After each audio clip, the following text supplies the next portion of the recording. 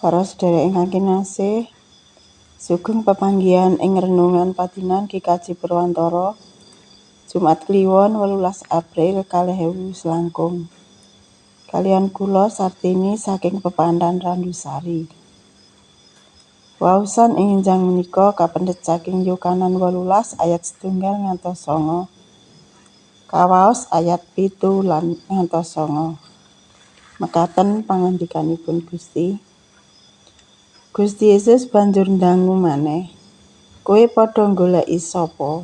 Unjuke wong-wong mau. Yesus Nasarani. Paring wangsulane Gusti Yesus. "Aku wis tutur marang kowe, ya aku iki wonge. Menawa aku kok goleki, wong-wong iki karben padha lunga.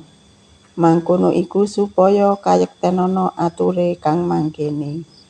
Tiyang peparing paduka dhateng kawula punika boten wonten satunggal-tunggala ingkang kawula icalaken. Rahayu saben tiyang ingkang nampi pangandikanipun Gusti dipun raosaken lan dipun lampahi wonten ing pagesangan padintenanipun. Haleluya, amin. Para sedherek ingkang kinasih, waosan wanci menika kanthi jejer kabegjan kang sejati. Para sedherek ingkang kinasih,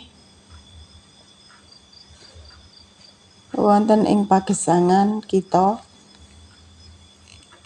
asring bilih kathah tiyang ingkang mbiji. Bilih tiyang menika saged nampi berkah namung kaukur saking ingkang ketingal kemawon, umpaminipun tansah kacekapan, katurutan ingkang dipun suwun, boten sadar bilih wonten kanugrahan ingkang langkung ageng inggih menika pangapuntening dosa. Sedaya ingkang kita tampeni ing kadonyan menika asipat semu, boten langgeng.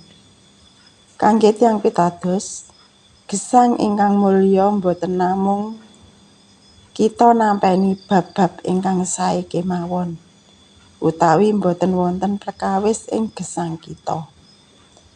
Ananging karana saking berkat rohani saking Gusti, kabegjan sejati namung wonten ing patunggilanipun wonten ing ngarsanipun Gusti ingkang sampun ngapunten sedaya dosa kita. Gusti Yesus sampun séda sinalib. Menika bukti bilih katresnanipun boten wonten watesipun. Menika ingkang beta kita dhateng kanugrahan ingkang sejati. Wonten ing Jabur 3:kalih ayat 1 lan 2 ngendika mekaten. Rahayu wong kang kaapura panerake, kang dosane kaaling-alingan. Rahayu wong kang durakane ora kaitang dening Yahweh sarta kang atine ora kadunungan cidra. Menika salah satunggaling ayat seratanipun Sang Prabu Daud ingkang piyambakipun nate dumawah ing dosa. Nalikanipun nyelaki Batseba ingkang taksih dados semahipun Uria.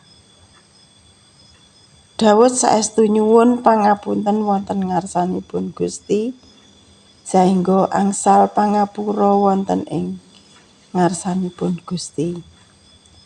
Para sedherek ingkang kinasih, dosa misahaken hubunganipun manungsa kaliyan Allah.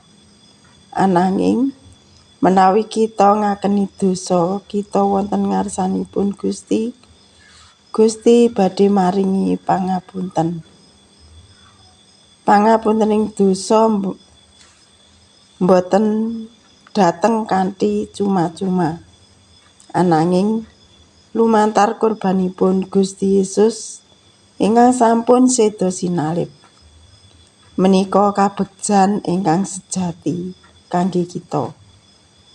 Pramila Sumangga kita tansah setya mitadosi dumateng pangorbananipun Gusti Yesus. Gusti berkahi kita sugeng mengeti dinten Jumat Agung. Amin. Sumangga kita ndedonga. Duh Gusti, kawula ngaturaken panuwun paduka sampun paring kanugrahan ingkang sejati wonten ing gesang kawula. Amin.